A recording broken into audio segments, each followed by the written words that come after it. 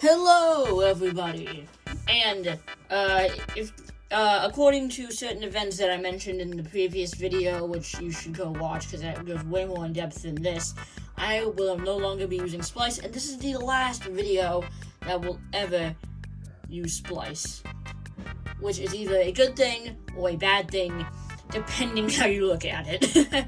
So, today we will be looking at a figure that I've wanted to review for a really long time, but I never got around to it, mainly because I lost some of his accessories, but I did find them.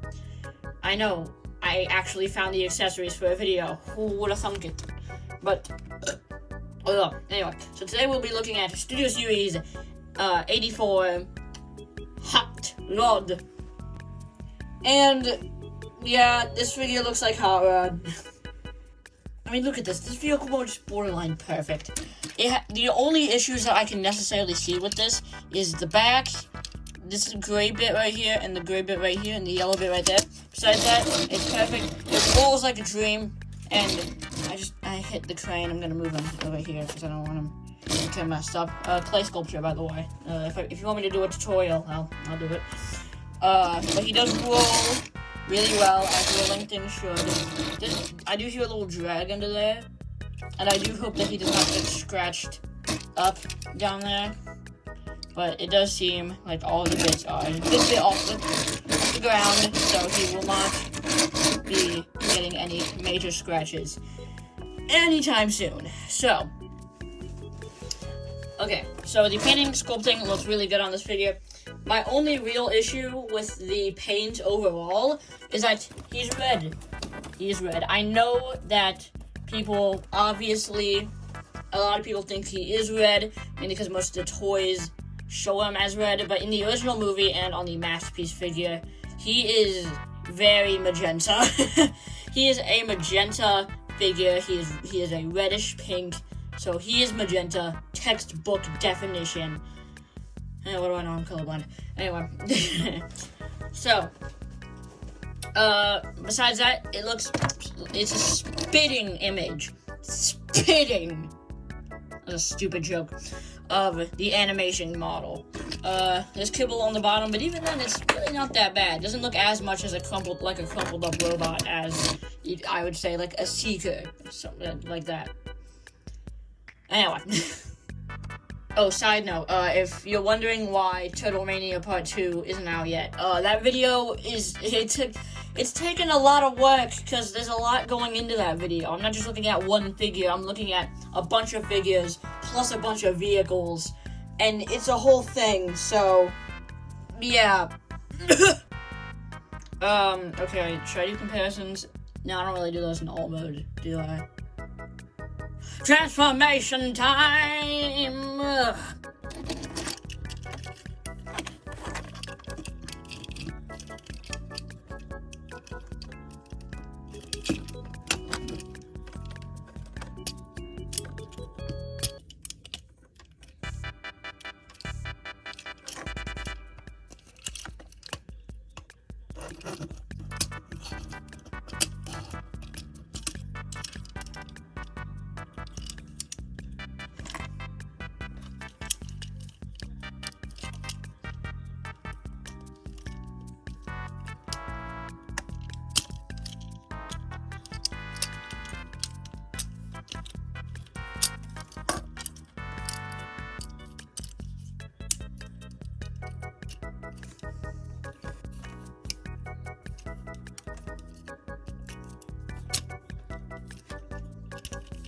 Just to mention, the legs, you do need to get a good bit fiddling. A lot of forcing of plastic, which it doesn't feel too good, but it is something that you have to do for the transformation. Also, this peg does not like to cooperate, but yeah, just giving you a heads up, so if you ever get your copy, don't break it.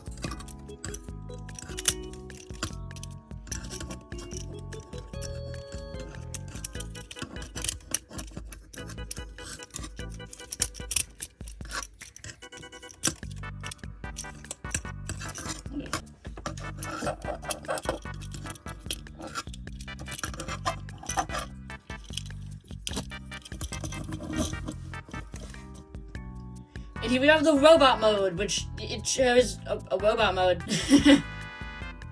Looks, again, fantastic. Looks just like how he did in the show. But again, it's the colors. The colors are, they're messy. Like, the colors and paint itself isn't messy, but just like, they're a little off. The red should be magenta. It just should be. And I don't know why, but for some reason I really want there to be a black outline around the flames on his chest. I feel like that should be there. There should be a black outline around his chest. It's just a personal preference, but still. So now that's basically all the negatives out of the way. Well, there is one more, but that goes more into the articulation. But before we get into the articulation, we need to talk about his accessories. Because, oh boy, this guy comes with a whole lot of accessories.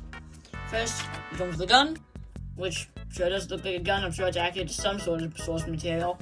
And he comes with another gun. I'm not joking. He basically has the same gun twice, just with some minor molding differences, and the barrel is a bit different. But besides that, they're his guns. They do peg into the front of to the hood of the car, but I forgot, and to be honest, I'm not going to bother going back and recording that. So he comes with two blast effect parts, which peg into the guns, which is very nice. Freak, I dropped it. Oh no. But they can also peg into the pipes. I don't know what they're called. Exhaust pipes, yeah, that's what they're called. Anyway, with the flames, you can get him in some really cool poses. Here he is with one of my favorite figures of all time, Command Wars Onslaught. Love this figure. Don't know why I needed to bring him in here, but I had to. His figure's great. His legs get a little wobbly, though. You want me to do a review of him? Leave a like. Now, his next two accessories are actually built in. Yes, you heard me right.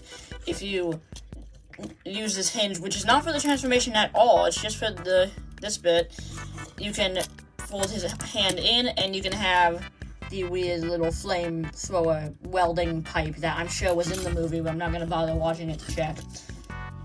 So yeah, that's really cool. But his other accessory that's built in, we're going to have to zoom in to the head here. Light on the head. See that? If you can actually scalp his brain so you see all of his dirty thoughts, and you can take this visor, fold it down, and now he has the visor that was in the beginning of the movie, which is how I actually display him, because I like how the visor looks on him. Nice.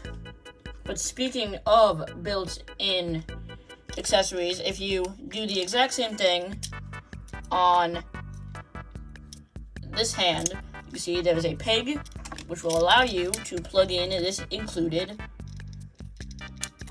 very tight fit, buzzsaw, which is very cool.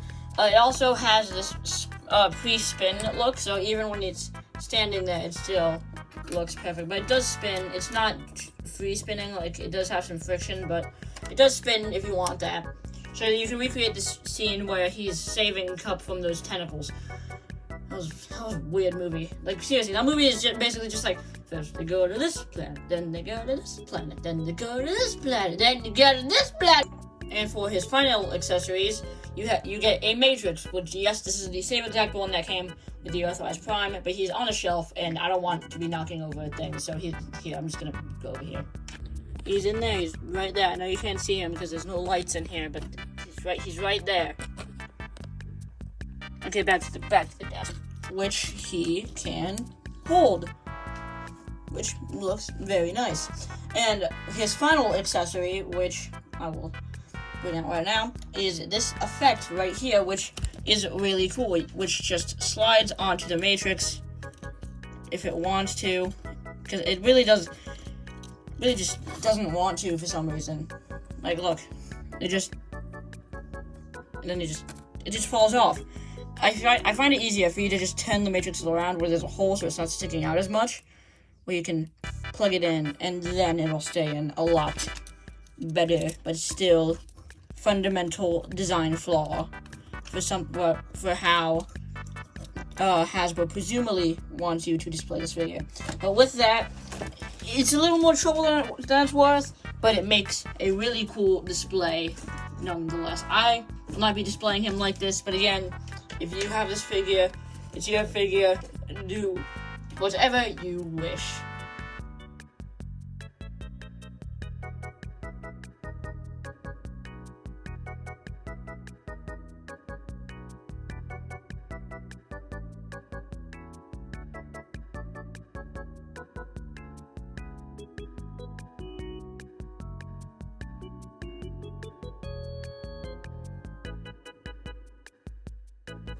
So, with all the accessories you get with this guy, it definitely does justify that $30 price point.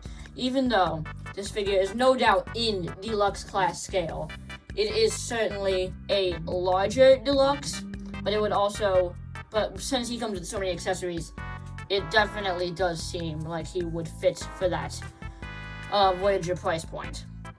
But what's good is a figure with accessories if you can't put him in any cool poses. Ball joint at the head. You need to look up that far and look down that far. Make sure to try not to scalp him while you do that. His arm can go a little over 90 degrees. No, a little under. His arms are pretty much uninhibited except for this one, but if you unpeg that, you get full 360. You get a crunch. A elbow, which goes a little over 90 degrees. Swivel at the wrist, and a opening and closing hands, which is nice. Waist rotation. Splitsies. You can kick about that far, and it does not go too far back. Rotation here. Double knees. You can also bend it like this too if you want to do it like that. Tilt. And a little bit forward and back. Articulation certainly isn't the best, but it is good enough for you to get him into some basic poses. The only real issue that I really have with the figure is how his arms are built. They're built in a very strange way where they're not ball joints, but they're also not hinge, but they are hinge joints. They are a combination of hinge joints and swivels, but they aren't how they're built normally. So his arms seem very restrictive when they really shouldn't be. I like the idea of how his arms are built, but they're just a little rough. Anyway, next up, I would normally be doing comparisons, but the problem is that they are. Oh boy. The real problem is here that I don't know where they. I don't know where any of the figures I normally do that are. So